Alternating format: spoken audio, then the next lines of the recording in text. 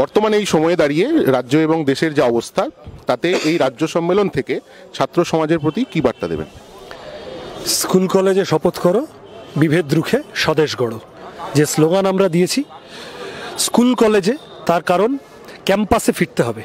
এসএফআইকে campus থেকে দূরে রাখা, কলেজ বিশ্ববিদ্যালয় স্কুল থেকে দূরে রাখা গায়ের জোরে তার একটা তীব্র চেষ্টা তৃণমূল ছাত্র পরিষদের পক্ষ থেকে, তৃণমূল কংগ্রেসের পক্ষ থেকে গত 10-12 বছর ধরে চলেছে। এখন এসএফআই সেই বাধা টপকে, সেই বাধা ডিঙিয়ে ক্যাম্পাসে ঢুকছে, ক্লাস ড্রাইসিং করছে, করিডোরে মিছিল করছে, স্কোয়াড করছে, পোস্টার মারছে, লড়াই আন্দোলনের রাস্তায় হাঁটছে। ফলত ক্যাম্পাসে যেতে হবে, সেই কারণে স্কুল কলেজে শপথ করো। এবং দ্বিতীয়ত, এই মুহূর্তে আমাদের দেশের যা পরিস্থিতি, রাজ্যের যা পরিস্থিতি, বিভেদ রুখে স্বদেশ গড়ো। আমরা বলেছি বিভেদ, জাত ধর্মের ভাষার ভিত্তিতে বিভেদ, আরএসএসের ধ্বংসাত্মক রাজনীতি তা যেমন আছে, একই সাথে ডিজিটাল ডিভাইড ভুলে গেলে চলবে না।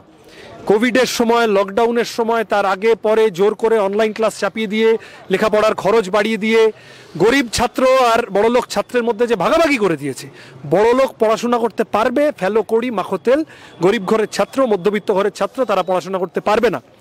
এর বিরুদ্ধতা, এর প্রতিবাদ আমরা জানাচ্ছি, দেশ বাঁচানোর ডাক দিচ্ছি, সম্প্রীতি, মিলেমিশে বাঁচা, শিক্ষা ব্যবস্থা থেকে দুর্নীতির গ্রস্ত লোকগুলোকে শাস্তির আওতায় আনার দাবি করছি।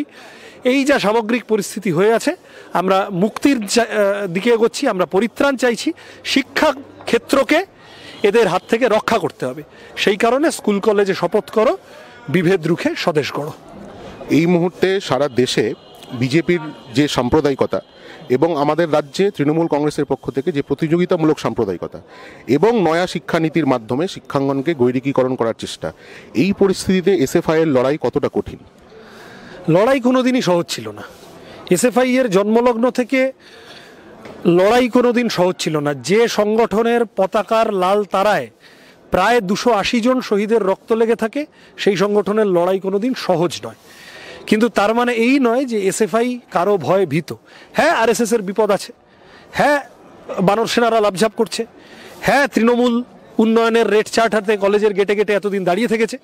আবার উল্টোটাও তো ঠিক, যে এই ভারতের মানুষ আস্তে আস্তে বিজেপিকে প্রত্যাখ্যান করার রাস্তায় হাঁটছেন। এই ভারতের মানুষ কৃষক আন্দোলন করে বিজেপিকে হারিয়ে দিয়েছেন। এই ভারতের মানুষ বিভিন্নভাবে বুঝিয়ে দিচ্ছেন যে এই যে মন্দির মসজিদ করে আসলে রুজি রুটির কথাগুলো পিছনে ঠেলে দেওয়া হচ্ছে, তা তাদের পছন্দ হচ্ছে না।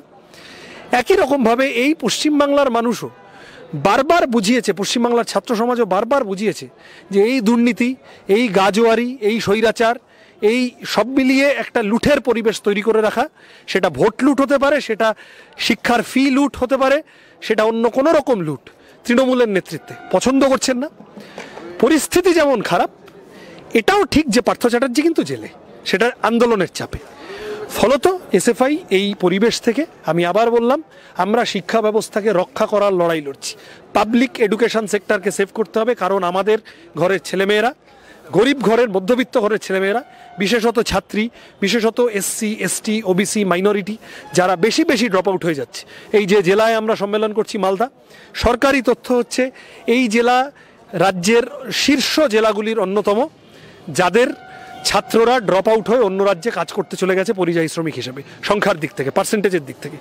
ফলত আমরা ড্রপ আউট রোধের জন্যে, সকলের শিক্ষার অধিকার পুনঃপ্রতিষ্ঠিত করার জন্য, ক্যাম্পাসে গণতন্ত্র, ছাত্র ভোট অধিকার পুনঃপ্রতিষ্ঠিত করার লড়াই লড়ছি।